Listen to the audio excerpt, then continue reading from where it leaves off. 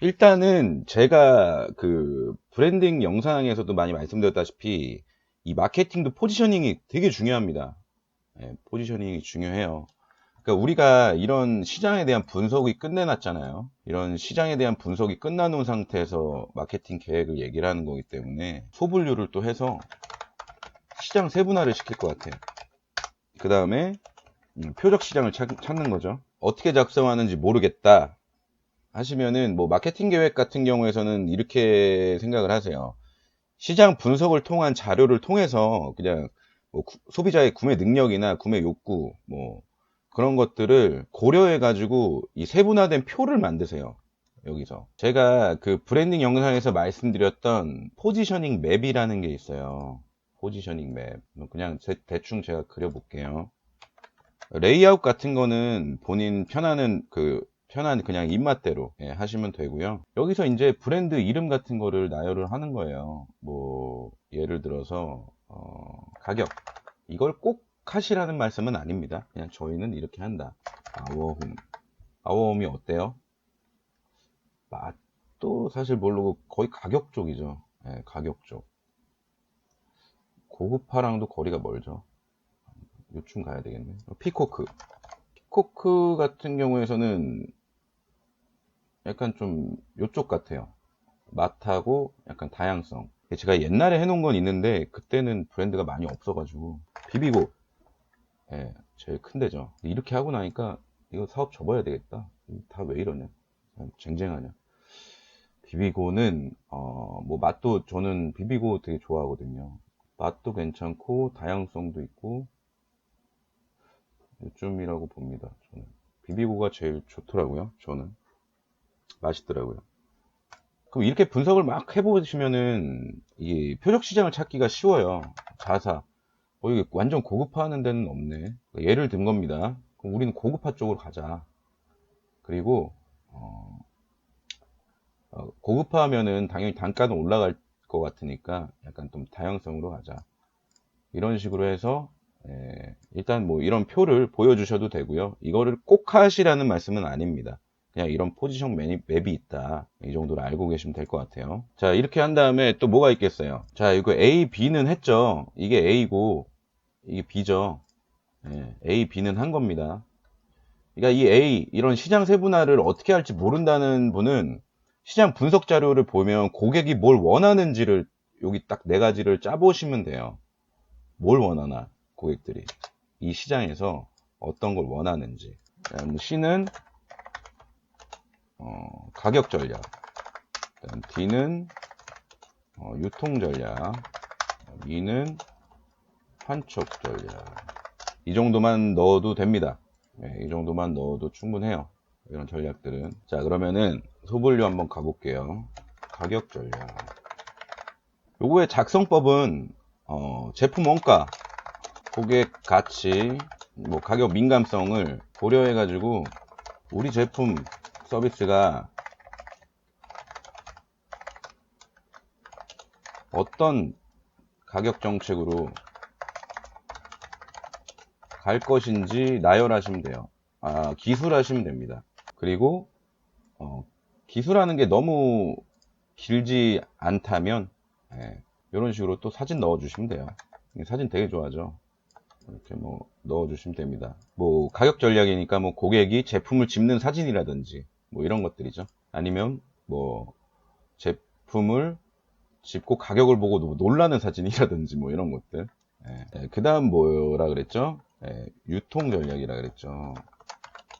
여기는 나열할 게 많잖아요. 유통 전략은 뭐 내수시장 어떻게 진입할 것인지, 온라인 시장 어떤 식으로 접근할 것인지, 해외 시장 어떤 식으로 수출할 것인지 기술하세요.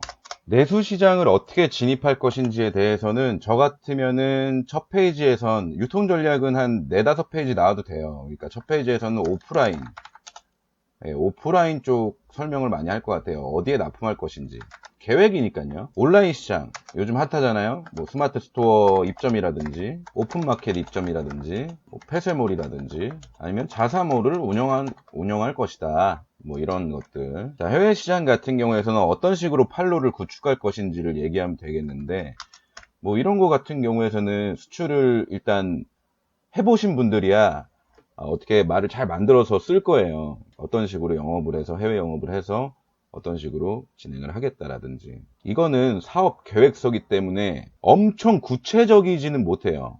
예, 사업 계획이기 때문에 그냥 계획을 써주시면 돼요. 계획. 어느 나라의 수출 계획을 설명. 벤더 회사 영업을 하는 거죠. 뭐 벤더 회사 영업을 한다든지, 벤더 회사 뭐 리스트를 뽑는다든지 그런 것들을 기술하면 됩니다. 뭐 자기가 뭐 영어나 이런 제3 외국어를 잘 한다 그러면은 그런 거에 대한 강점을 어필하면서 영업을 한다. 리스트업을 해서 해외 시장을 직접 개척을 한다라는 거를 어필해도 괜찮고요. 자, 그 다음에 제일 중요한 판촉 전략이죠. 우리 제품을 어떤 식으로 판촉을 할 것인지. 홍보 계획이에요. 계획입니다. 그러니까 지금 우리가 계획을 이렇게 하겠다라는 거예요. 뭐 인스타그램에서 뭐 인플루언서 활용 방안, 페이스북도 마찬가지고요. 그냥 뭐 자금력이 된다 그러면 배너 광고라든지, 배너 광고도 그냥 배너 광고 한다 그러면 안 되고 해당 산업군 연관된 사이트, 그리고 제가 실시간에서 말씀드린 이런 O2O 연계 방안. O2O가 뭐냐? 네, 오프라인 투 온라인이죠. 좀 약간만 제가 말씀드리자면 이거를 뭐 아시는 분들은 당연히 아시겠지만요. 우리가 물건 살 때 어떻게 해요? 요즘에 뭐 백화점 같은 데 가면 이거 똑같은 거 인터넷에서 팔어. 네, 그게 오프라인 투 온라인입니다. 쉽게 얘기하면 우리 이제 어린이분들이 헷갈려 하실 수 있으니까 또 어려운 말은 안 할게요. 그냥 그렇게 생각하시면 돼요. 자, 그러면 그게 뭐예요? 오프라인의 상품을 보고 결국 온라인으로 구매까지 이어진다는 뜻이죠. 이것도 하나의 판촉 전략이에요. 근데 이 산업이 계속 발전을 해서 지금은 이제 무인샵까지 나오게 됐죠. 아예 아마존고 같은 그거는 이제 O4O라 그러는데 이건 나중에 또 제가 나중에 설명할게요. 지금 알 필요는 없으니까. 뭐 그런 연계 방안 같은 거 만들어 가지고 여기다 기술하시면 됩니다. 뭐 판촉 전략도 뭐 많다고 하면은 한 3-4장 나올 수 있겠네요. 자, 요것도 되게 중요한 건데요. 요 사업 운영 방안. 이게 뭐냐면 사업 추진 계획을 여기다 기술하는 거예요. 근데 제일 중요한 거는 단계별로 하는 거. 단계별로 사업 추진한다는 것을 기술한다. 이렇게 하면 굉장히 또 큰 틀만 얘기하는 거기 때문에 저게 뭔 소리 하는 거예요 또 갑자기 이렇게 얘기할 수 있어요. 그쵸? 자, 그러면은 일정을 잡는 거예요. 스케줄을 잡는다. 이건 계획이니까요. 자, 예를 들어 그런 거예요. 뭐 2019년 상반기 아니면은 뭐 더 디테일하게 쓰자면 2019년 4월이죠. 4월부터 몇 월까지 우리는 뭐를 한다. 뭐 예를 들어서 스타트업이야. 지금 이걸로 투자를 받으려고 한단 말이야. 그러면은 사업 추진, 인력 구성 뭐 하고 세부적인 계획 수립 기간을 뭐 몇 월까지 잡으면 너무 크잖아. 그러니까 뭐 5월까지 뭐 이런 걸 한다. 그러니까 인력을 보충하겠다. 뭐 이런 걸 넣으셔도 되고요. 그다음 뭐 이 다음부터는 그러니까 이거 스케줄을 계속 이렇게 쓰는 건데 너무 디테일한 거 말고요.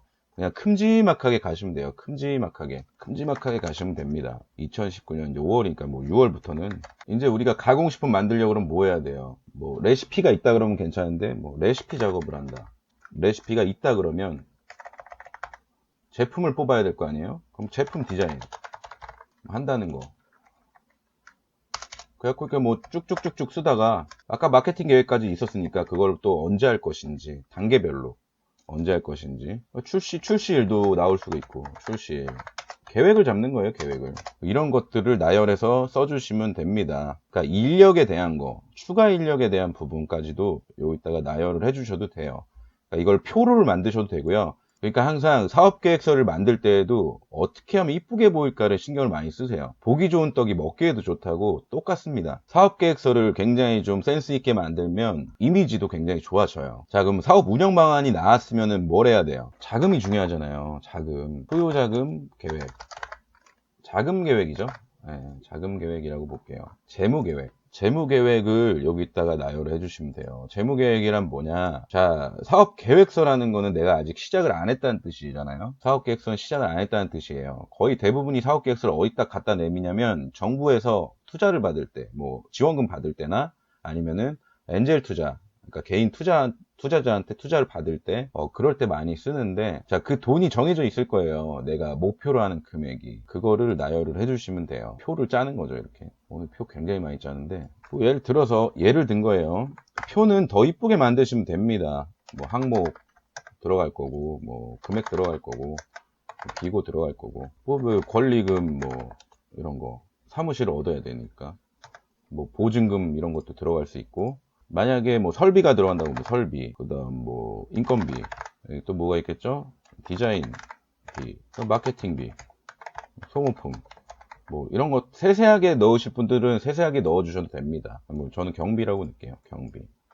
짜자자작 해서 금액 넣고, 비고 좀 부족한 말들은 여기서 뭐 예를 들어서 설비다 그러면 설비 이름이 뭔지, 뭐 레토르트 기계, 뭐 포장기, 뭐 이런 식으로 넣었대고, 인건비면 뭐 디자이너, 뭐 일, 뭐 이런 식으로. 이렇게 재무 계획을 쭉 써주시는 게 좋습니다. 자, 재무 계획만 쓰면은 또 안 되겠죠? 그러면 자금 조달 계획, 뭐 이런 것도 넣어주셔도 돼요. 자본 얼마, 이것도 표로 해주시면 될 것 같은데, 표로 한번 해볼게요. 자본, 뭐 현재 자본이라고 해도 되고요. 은행권, 대출이나 뭐 이런 것들, 그리고 뭐 정부 지원 자금, 뭐 소상공인 센터도 있겠고, 아니면 뭐 개인 투자 뭐 이런 것들이 있겠고요. 금액 쓰시고 또 비고 이런 식으로 해서 또 써주셔도 될 것 같아요. 이거는 필수 사항은 아닙니다. 자, 그 다음 제일 중요한 게 있어요. 손익계산서입니다. 이걸 아셔야 돼요. 손익계산서. 손익계산서를 아예 모르시는 분들은 인터넷에 손익계산서에 대한 설명이나 그런 것들 진짜 많이 나와 있으니까 이거는 아시고 사업을 하세요. 손익계산서는 아무리 초보더라도 요거가 말이 안 되면 안 돼요. 손익계산서 뭡니까? 매출 대비해서 우리의 원가는 얼마고 우리의 판관비가 얼마 들어가고 표로 작성을 해주셔야 되는데, 자, 매출, 원가 계산, 그러면은 뭐 일평균 매출을 또 쓸 수 있겠죠. 매출이라고 큰 틀을 만들고 일평균 매출, 30일 기준 매출, 원가, 뭐 품목, 뭐 기타 품목이 있다 그러면 기타 품목을 넣어주셔도 되고요.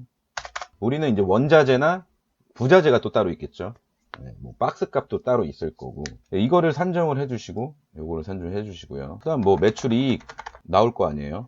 매출이익이 이렇게 하면 뜹니다. 뭐 매출이익이. 그냥 매출에서 원가를 제하면 되잖아요. 그럼 그게 끝이냐? 아니죠. 판관비 계산해야죠. 판관비에는 뭐 임차료, 인건비, 경비, 뭐 카드 매출이 있다면 카드 수수료나 뭐 이런 것들 더 있으면 더 나열을 하시면 됩니다. 그것까지 뺀 금액이 영업이익이겠죠. 이걸 다 그냥 뺀 금액이 영업이익이잖아요. 이렇게 해서 산출을 해주시면 돼요. 너무 쉽다?